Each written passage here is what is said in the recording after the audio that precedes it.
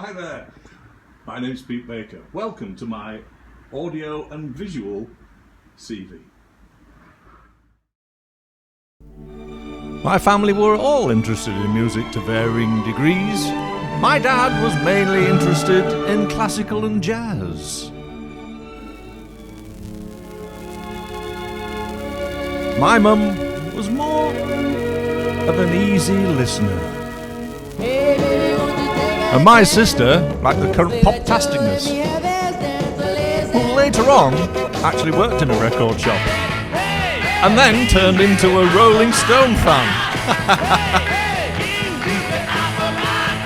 And as for my uncle, well, he was an avid record collector, and when 78s went out of style, I was given piles of the things, as I had a morbid interest in anything circular and revolving, which was quenched with the arrival of these ditties and Great Aunt Nellie's gramophone. I amused myself for years with Tommy Dorsey and the rest of the boys in the band. I got yet another consignment of these shellac wonders from the local dance hall. Just look around and pick a spot and hold it. And whilst at school, I remember using a great deal of my Al Bowleys and Andrew Sisters and the like for an ill-fated mannequin parade. Yes, and that was at 14, and I was going to present it. Many rehearsals, funny costumes, and a great amount of fun down the line, but the project was doomed to failure, sadly. All was not lost, though. Sometime later, in fact, at 16, I guess leading on indirectly from this letdown, I was commandeered by good chums to present my school's Christmas disco party. And as I remember, we provided light refreshments, i.e. pop and crisps. Remember those potato puffy things? And bar sixes, all from the tuck shop? Well, in those days I had to use 2 school Tandberg tape recorders with pre-recorded tunes supplied by, possibly slightly borrowed from Greg's Paprikas, Alan Freeman's Pick of the Pops, recorded directly off VHF radio. Well, having only one record deck, as in those early days, records were quite pricey and quite treasured and valuable items to us school kiddywinks, so our collective collection mainly consisted of goldie oldies, antique goldie oldies in a lot of cases, I guess in a scratchy type way there, mate. I don't know what Fluff would have made of all this, but, all went very well. Cool sideburns, eh? Not off. Big boy stuff now, off to work as ship's agent, an occupation I really love, looking after the multinational captains, Germans, Russians, Norwegians, etc., providing crew payments, ordering stores, dealing with the immigration and the customs, and after a while a lot of the masters became friends, and with friendship came strange requests. I remember driving a German captain a 160-mile round trip to Nottingham to purchase a pedigree red setter he had seen advertised in a magazine. A Russian master of a ship whose name I shall never forget, the Sovietsky Pogranichnik, asked me to obtain an engine for his Mercedes he had bought in Antwerp, Belgium. Many interesting jobs ensue, such as hayride dances in literally hay barns. Rugby clubs and their muddy extravaganzas, mayhem and chaos, as I remember. Towards the end of the evening, they used to drink out of buckets. One memorable gig was to perform on the commemorative last trip on the paddle steamer Lincoln Castle, the ferry before the Humber Bridge opened. Have you seen the bridge? I ain't seen the bridge! Where's that confounded bridge? After all this freelance stuff, I then took on a residency. The Jackdaw Club at the North Eastern, which was really great fun. And at a time in musical history between 1974 and 78, when there were so many good quality sounds around. Soul, rock, disco, Motown, Northern Soul, reggae, and I believe to be a successful presenter in a venue that has no particular theme, everyone's choice wherever possible has to be catered for. And I know I was greatly respected for that. Yep. Great days indeed. And after being at this venue for some 4 years, A new underground restaurant and nightclub that actually took 5 years to build was due to open, and I was asked by the owner to have a look at the equipment and the general ambience of the place. And as they say, the rest is history. So from November 1978 right through to January 1992, I became the entertainment's manager, presenter and compere at Aldini's Capricorn Restaurant and Nightclub. This a high-class establishment that attracted many celebrity guests over the years, which included Telly Savalas, Ian Botham, Norman Collier, John Junkin, and a very young and unknown, well, I didn't know him, Jeremy Clarkson, who had an unhealthy interest in a certain tune I used to play. Jessica by the Allman Brothers Band. I can't think why. Duncan Goodhue, and we did have TV production teams in from time to time. Memorably, the Swap Shop producer, Chris Tandy, and his crew, who all appeared to look like Noel Edmonds. On Saturdays, we had guest groups on early on in the night, and then I took over from 11 till late. On special evenings, such as Greek or Italian nights, we had guest artistes, such as special belly dancers and barber's shop singers. So we really did used to send the boys around. A great job that I left out of choice due to demands on my recently formed family business. But it's a grand and healthy life. Involving myself in the general running of our 28-bed nursing home, I dealt in the daily communication with all the residents, which included trips out in our Mercedes mini coach, accompanied by Jeff the Chef, armed with his banjolele in sing-along mode.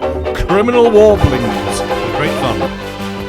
And from November 2000, the birth of Decades Music, music through the decades, presenting many multi-period events, such as the Enter Show at the Imperial War Museum North, performing as the narrator, presenter of music, sound mixer, and also the timekeeper, all at the same time, not to mention rewriting the basic idea for a strictly timed 20 minutes only performance slot, 3 times a day for a total of 17 shows that ran through the summer.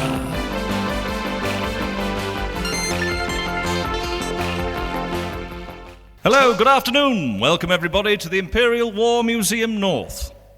This is the BBC Home Service, the 3rd of September 1939. Here is an important announcement from our Prime Minister, the Right Honourable Neville Chamberlain.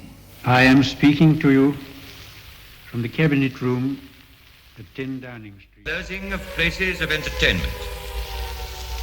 All cinemas, theatres, and other places of entertainment are to be closed immediately until further notice. By Christmas, the theatres were all opening again, and the main source of information came from the wireless set, of which most homes and workplaces had.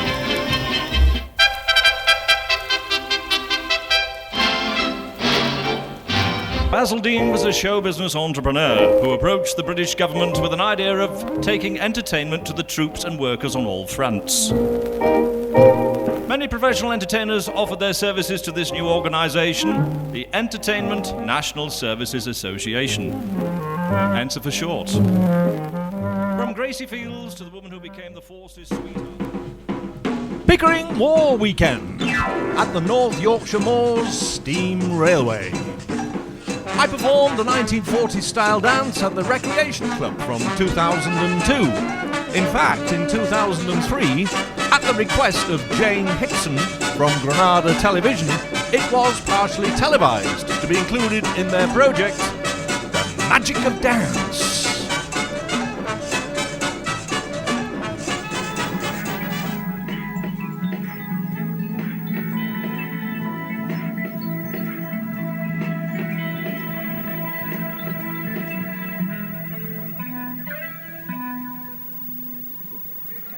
I've been invited to a dance with a bit of a difference, because tonight I'm going jitterbugging, and later on you might see me indulging in a bit of old-time dancing. We start in Pickering at a weekend wartime event where the 1940s are remembered. As well as a time of make do and mend, the era was a great time for dancing. It seems to be an interesting hobby, this, Kate, the nostalgia for the 40s. How did you get into it? I grew up with parents who loved this whole era, all the films and that kind of thing. So the films I was raised with were, you know, The Way to the Stars and Gone with the Wind and Millions Like Us. We do 2 nights here at Pickering, which is part of the wartime weekend. And we had 150 in last night, 200 in tonight. Dancing's involved. Yeah, and they're really into the dancing. And it's fantastic to watch. When I first got into it, I used to just stand and watch and think, God, I wish I could do that. And I'm a dreadful dancer, I'll admit that now. But I enjoy it. And that's what's good about this. If you get up and dance, everybody here loves to do it. Whether they're good or not, it doesn't matter. They love it. They can't wait to get on the dance floor.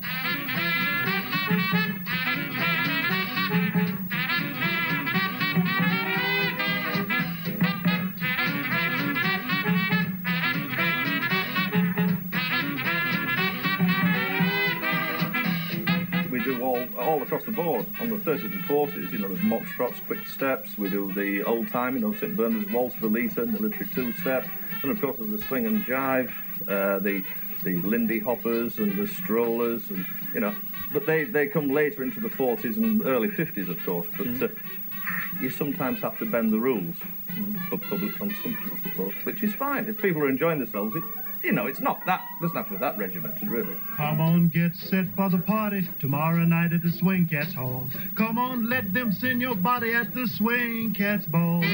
No time to lose, please don't be tardy. Tomorrow night at the Swing Cats Hall. Get in the groove with everybody at the Swing Cats Ball. This is what you call the magic of dancing. Come on, Larry Adler, give us a tune on your mouth organ. It's Ramsey War Weekend! Hello, hello, hello! Ho-hee, ho-hee, ho-hee, ho! It's in Cambridge, you stupid boy! Working in one of the ginormous wartime hangars, and then later on in a large big top as the DJ presenter, working with such acts as Lola Lamore, the Cambridge and Bedfordshire Lindy Hop Experience, Sticky Wicket with his orchestra, and from Radio 2 fame, the Debbie Curtis Big Band, to mention just a few.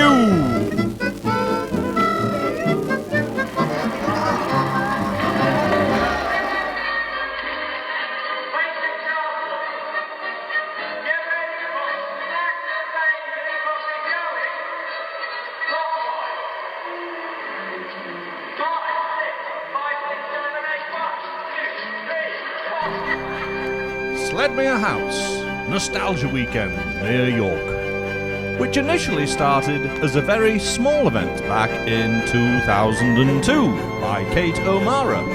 Originally billed as The World's at War, which was set in June 1940, in its beautiful settings the show has now evolved and grown massively. In conjunction with the NECPWA Motor Club based in York, it is now one of the largest, if not the largest, classic car shows in the Northeast. Hundreds of cars, buses, commercial vehicles, motorbikes and bicycles are all on display alongside many other attractions.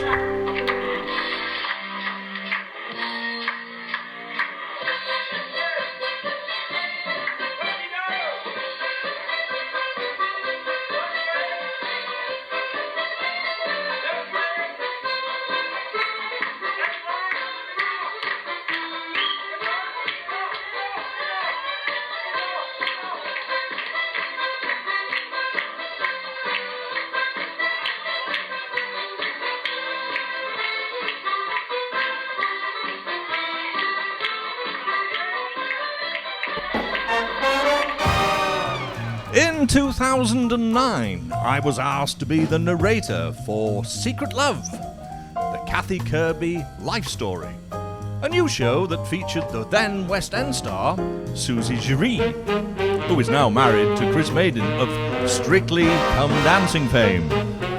Live orchestration was overseen by musical director Stuart Mr. Music Atkins.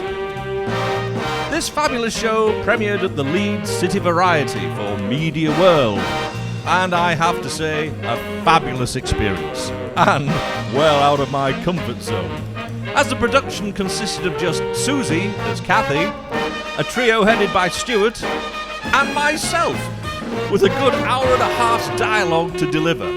A great experience, and from a personal satisfaction point of view, one of the best jobs I've ever done. Flying by the seat of your pants. From 2002, I have presented many open-air functions in Beverley in the East Riding of Yorkshire, on behalf of the Town Clerk and the Town Council. Mainly situated in the middle of the town's fabulous Market Square, they include, firstly, the VE Day celebrations, which incorporated months of work conducting interviews with war veterans and their families.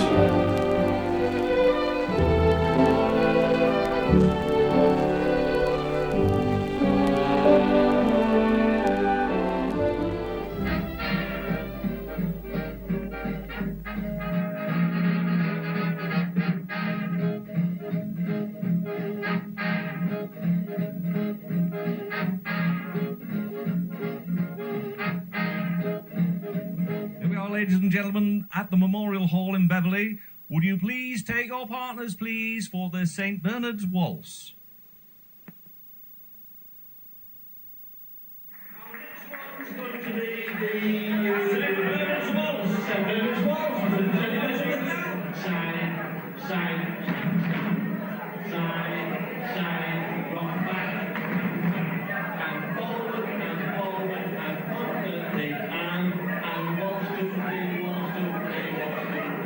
And now, ladies and gentlemen, would you please take your partners, please, for the Velita?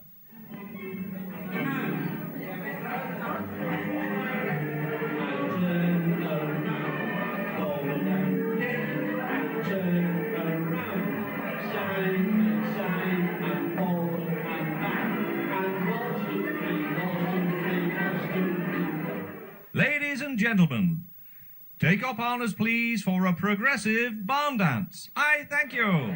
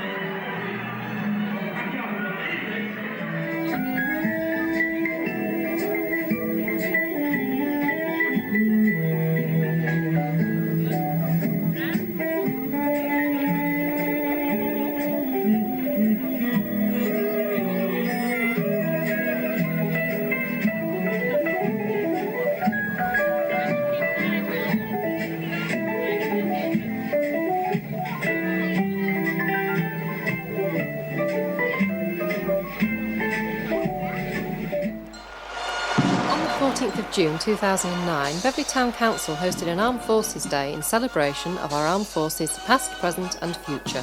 The event included a full programme of activities. This is Radio Luxembourg. The makers of Stay Blonde and Brunatec shampoos bring you Europe's #1 pop music program, Radio Luxembourg's Top 20. Yes, indeedy, we have a brand new #1 for this first week of June 1952. A new entry at last week's number 10, beating the Bell Sisters with their rival version of Wheel of Fortune, the version by Miss K-Star. The Wheel of Fortune. The Queen's Jubilee celebrations was another really full and very enjoyable day. We had 4 different fashion parades from the 50s, 60s, 70s and 80s, where I put together vox pop style musical accompaniment for these fabulous dudes. We also featured old time dancing, with a view to getting the whole market square at it, so to speak. A sort of a large tea dance, with a finale featuring the fabulous Todd Miller, who was excellent, with the Joe Loss Orchestra. Following on from that, a massive firework display put to a piece of classical music I provided. A great day had by all.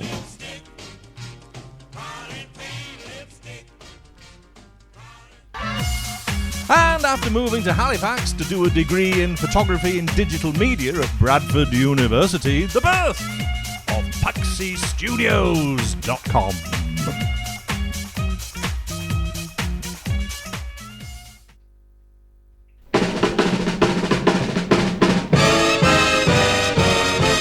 And recently I've been performing alongside the Franny Haywood Rhythm Engine, a 10-piece or sometimes 18-piece orchestra that play soul, blues, jazz, well, you name it, they'll play it. And I find it really flattering, as musos aren't the keenest fans of DJing peeps, but I've worked with Franny many times before, and he knows I'm respectful to live artists.